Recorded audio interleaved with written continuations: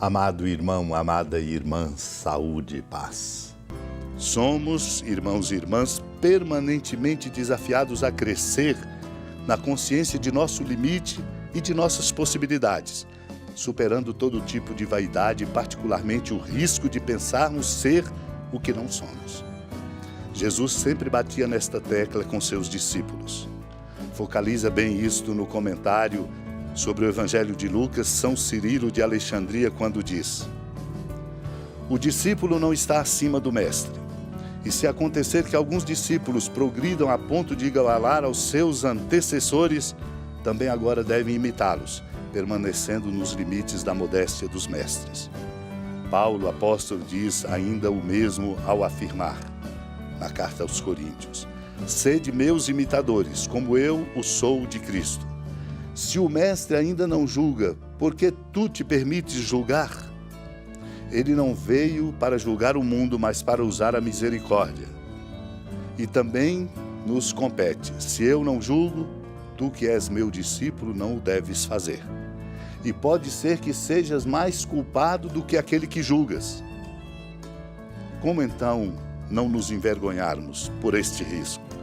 O Senhor diz o mesmo empregando uma outra imagem: porque observa o cisco que está no olho do teu irmão?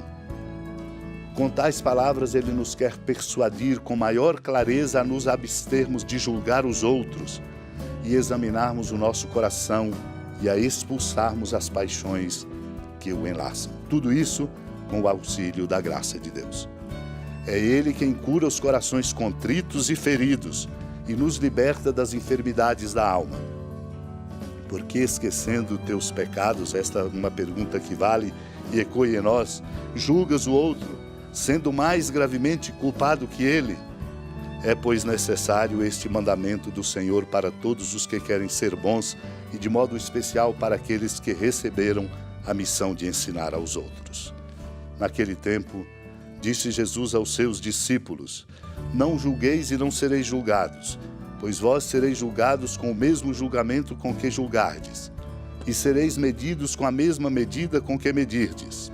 Porque observas o cisco no olho do teu irmão, e não prestas atenção à trave que está no teu próprio olho?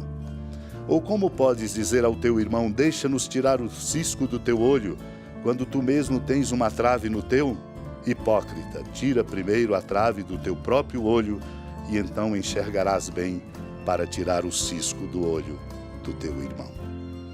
Amado e amada de Deus, como é preciosa e qualificante esta lição que nos traz o evangelista Mateus, narrando o Sermão da Montanha no capítulo 7, bem no seu início.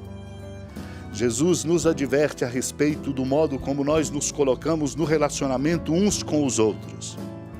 E o ponto de partida é sempre esse: não julgueis e não sereis julgados. Pensemos, o mesmo julgamento com que julgarmos, seremos julgados. A mesma medida com que medirmos, seremos medidos. E o Senhor, na beleza da sua maestria sábia, traz esta questão fundamental para dizer o risco que a gente tem de olhar o outro, apontar nele os seus defeitos e ao mesmo tempo não perceber os nossos, que podem ser inclusive maiores. Por isso o Senhor diz: porque observas o cisco no olho do teu irmão e não prestas atenção na trave que está no seu? Ora, um cisco é muito pequeno, mas uma trave é enorme. Como podes então também dizer: deixa-me tirar o cisco do teu olho, quando tu mesmo tens uma trave no teu? O Senhor chama de hipocrisia. É o que nós devemos evitar, nunca sermos hipócritas. Porque é primeiro importante tirar a trave do próprio olho para enxergar bem, e aí poder ajudar o irmão a tirar o cisco do olho dele. Somos chamados, portanto, a transparecer efetivamente por gestos e palavras a verdadeira imagem do cristão, como comenta no tratado sobre a verdadeira imagem do cristão São Gregório de Nissa, quando ele diz, exemplificando: Paulo sabe quem é Cristo, mais acuradamente do que todos. Com efeito, por suas atitudes mostrou como deve ser quem recebe o nome do Senhor, porque o imitou tão exatamente que revelou em si mesmo o próprio Senhor. Por tal imitação cheia de amor, transferiu seu espírito para o exemplo, de modo que não mais parecia ser Paulo, e sim Cristo. E parecendo com Cristo, como ele mesmo bem o diz, reconhecendo a graça que recebe. Quereis uma prova daquele que em mim fala, o Cristo? E mais, vivo eu, já não eu, mas é Cristo que vive em mim. É necessário então que se vejam expressos em nós todos os outros nomes que explicam o nome do Senhor, para não sermos falsamente ditos cristãos, mas o testemunhemos com nossa vida. Peçamos a Deus a graça de, sem medo, nos deixarmos interpelar, para que nós possamos de verdade ajudar na sinceridade, na verdade e no amor. Supliquemos pela intercessão da amada Mãe Maria esta grande graça de nossa qualificação humana e espiritual. Senhora da piedade, Mãe Virgem do Cristo Deus. Lembrai-vos, ó piedosíssima Virgem Maria, que nunca se ouviu dizer que alguém daqueles que, tendo recorrido à vossa proteção, implorado a vossa assistência e reclamado o vosso socorro, tenha sido por vós desamparado.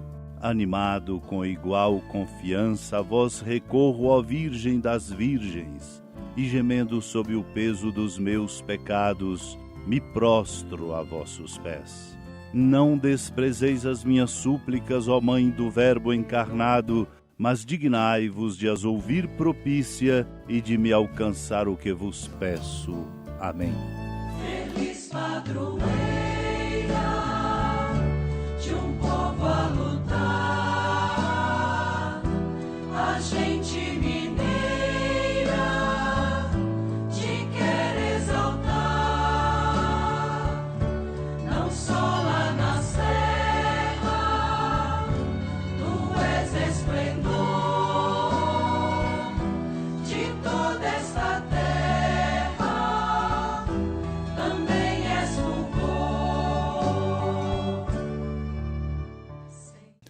Amado irmão, amada irmã, com a alegria do Santuário Basílica da Padroeira do Estado de Minas Gerais, a Senhora da Piedade, que da sua casa de clemência e bondade nos acompanhe e nos abençoa do alto da serra, magnífica arquitetura divina, a bênção de Deus, amor misericordioso, Pai, Filho e Espírito Santo, desça sobre sua família, proteja sua casa, sustente sua vida, fecunde o caminho missionário de nossa igreja, nos encha de sabedoria e permaneça conosco para sempre. Amém.